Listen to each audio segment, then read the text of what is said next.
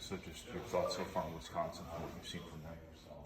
Yeah, obviously when you have two guys that, average 19 apiece, I think that's where it kind of starts. Nolan Winter's a really good player. Blackwell's ability to score in the open court, in space, in their system. Boyd, scores can really break people down. Half of his points come in the paint. And, for a quick guard like that, you don't always see that. He does a great job of, getting to the paint, getting to the basket, and really just putting a lot of pressure on the rim. But I would say, those three guys, they haven't shot as well as they're capable. You always go into those games and talk, to your team and like that they are going to make shots, that they, you're going to get their best shot here. They struggled from shooting the other night, but Rapp's ability to come in and help them in that area. Rhodes, a guy that has a lot of experience, knows how to play, plays hard, can pass the basketball, he's got big time range. So it's going to be really important for us to keep the ball out of the paint, make them score over us, but also break their rhythm. If they're getting a lot of wide open threes and they're getting to the paint, that's a bad recipe, for anybody. They've always done a good job of getting the ball to the paint, breaking you down, getting the ball side to side. Last year they were just so good against us, and with their twos, whether it was their pull-ups or getting to the rim, or we had no rim protection. I think they were 20 for 22 from two, which is just unfathomable. But I was there and it happened, and so yeah, I know I brought up their main guys, but if you look at the game last year, Tanji was probably the best player on the court, but Janecki probably had the most impact. He 3 for 4 from three, he gets 11 points. He's averaging 2 points coming into the game. I thought he was fabulous. He ends up probably being the difference. We weren't that bad against him offensively. I thought we did some good things against him. We just couldn't. We simply couldn't stop him, and you have to give them that credit. Being big in your front court. Say it again. Being big in your front court. How has your team handled guys like Nolan Winter that you have to kind of guard all over the floor? Yeah, he's a good player. He can score this back to the basket. Obviously, he can make threes. You saw the one interview with him. You see the passion. You see that it matters to him. Just like a lot of their other big guys. They come in, they get their feet wet, they have a solid sophomore year, then they're really good their junior and senior year. It's just like it's each time you think, that kid's okay. He's not bad. Then all of a sudden, 2 years later, he's all conference. And so Winter's a good player. Winter's an all conference caliber player. It's a little bit different now. When I played in the Big Ten, we had 15 people made the all conference team with 10 teams, and now we have 18 teams and 15 people still make it. And so I tried to express that to the league, just from the simple fact of you got a lot of really, really good players that now aren't going to be honored as an all conference caliber player. And in my opinion, I think Winter's an all conference caliber player. Obviously, Blackwell and Boyd are both averaging 19 points, and that speaks for itself. And but no, they're a good team, and Winter's a good player. And I think we've had success, but we've also had some guys stretch us out. I thought Joshua Jefferson was a guy that made 3 threes in that game, and that was he wasn't a high volume 3-point shooter, at least at that time he wasn't. But he also had 6 turnovers in the game. So it's each guy's a little bit different, in some of their strengths and weaknesses. This would obviously be a matchup that a year ago would maybe have been a bigger problem for you guys. A team that had those 3 big guys up front. Right. How do you feel like you guys can maybe use that to your advantage this year? Can you guys be the team that is causing other people? Yeah, just not when the ball gets 7 feet from the rim, it's not automatic.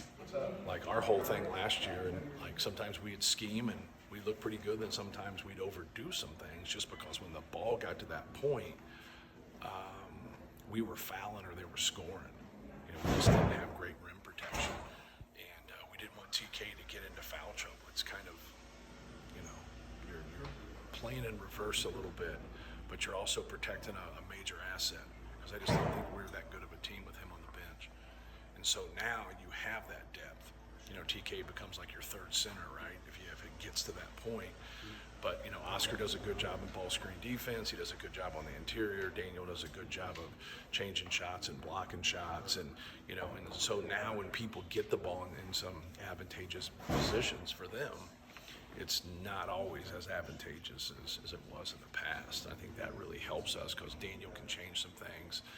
Oscar just doesn't let it get there as easily. He has a little bit more, resistance there, especially in his ball screen defense. So that definitely helps us. And I think overall we're better defensively. I don't think we're light years better, but we just don't allow as many second chance opportunities, but we also aren't having as many breakdowns.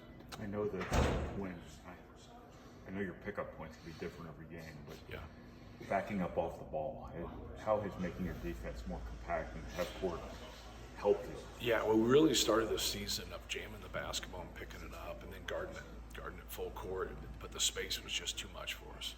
It was absolutely too much space. We were generating offense, for the other team. So we still like to do it, but then we sprint back and kind of pick our point at 25 feet. You got to be careful with a couple of those guys that can really shoot far out there, but that's really our pickup point for it. It's just less space to deal with it. I think anytime you deal with really good players, especially guys with quickness, they love space. And the more space you give them, the better it is going to be for them. Now, just like you said, just trying to be as compact as we can be, but still putting pressure on the ball with that pickup point being at 25 feet.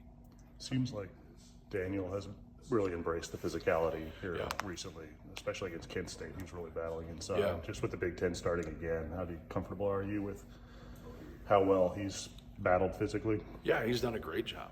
He's really pushed it, and he knows that's his area that he has to keep growing in, just from a physical standpoint.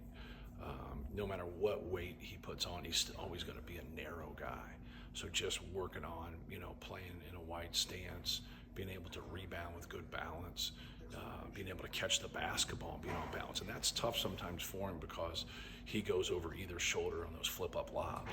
So sometimes when it's just perfect and it's fluid and he just catches it and dunks it, it looks pretty easy. But then when he has to come down, now gather himself and going back up, that's where he loses a little bit of his explosiveness, and that's where he's really been working on.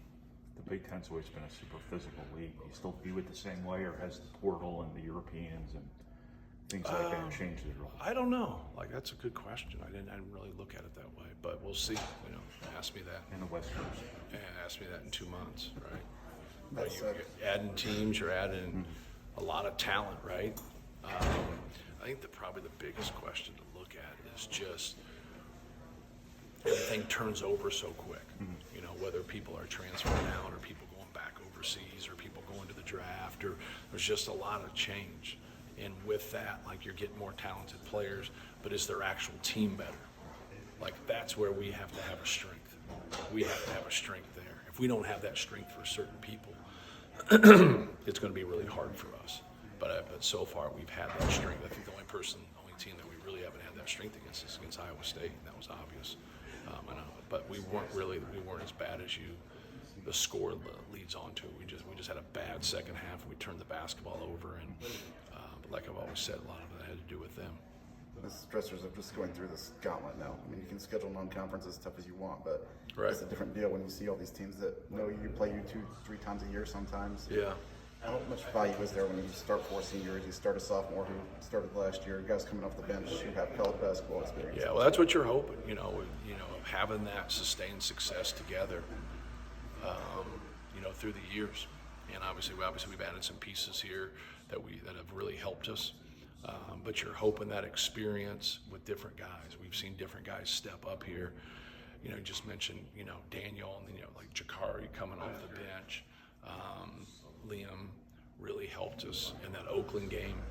You saw what JB did the last game with the 6 threes.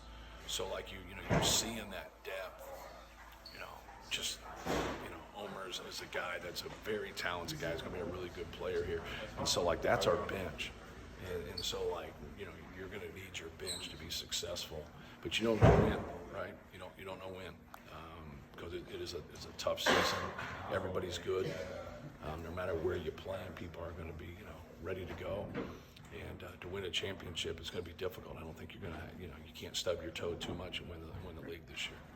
How has Omar adapted being, the guy where he was and coming here and being in a reserve role and getting spot minutes? Yeah, well, he's played a lot of different roles. Like he's played on the the major team and not played very much. He's played on the local team and been more of the guy, or he's played his age bracket. I think that's what you see a lot internationally. Like guys have success, but it's 18 and unders or 19 and unders, and then when you see them then play professionally and they have success like that's what excites you, because that's the Euro League is way more physical and better, than major college basketball. Like it's a real league, the second best league in the world. So he's been there and he's been through it. I think this is a little bit difficult for him, just because he hasn't got that. I think he's been able to find his way, and he hasn't shot the ball well, and that's the thing that probably lingers with him and bothers him the most.